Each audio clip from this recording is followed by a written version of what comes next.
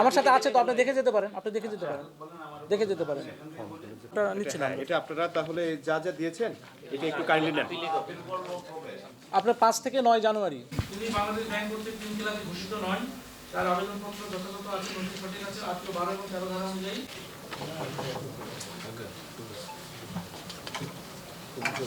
যেহেতু আগের হলফনামাটা সঠিক হয়নি এবং সম্পূরক দিয়ে সেটা কাভার করার মতো না, সম্পূরক তখন দেওয়া যায় যেখানে একটা দুটো তথ্য দিতে প্রয়োজন। তাই এখানে প্রচুর তথ্য, কোনো তথ্যই আসছে না, হলফনামার তথ্য জনগণ হলফনামা থেকে নেবে, বিএনপি তো হলফনামা পাওয়ার কথা না।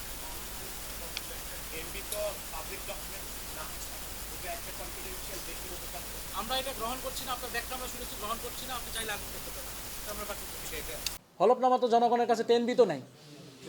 হলফনামার তথ্য জনগণ হলফনামা থেকে নেবে, 10B থেকে হলফনামা পাওয়ার কথা না। এনবি তো পাবলিক ডকুমেন্ট না।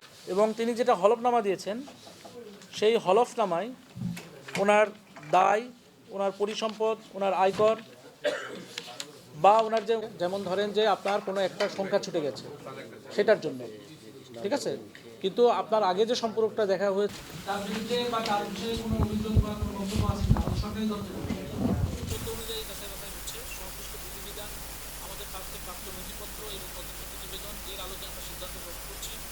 আমাদের দেওয়া সিদ্ধান্তের বিরুদ্ধে যদি কারো সম্পৃক্ত হন বা কেউ যদি মনে করেন সঠিক হয় নাই, তাহলে নির্বাচন কমিশনে আগামী 5 থেকে 9 জানুয়ারি 2026 তারিখ তাদের যে প্রধান কার্যালয় সেখানে বুথ নম্বর 7 আপনারা আপিল দায়ের করতে পারেন।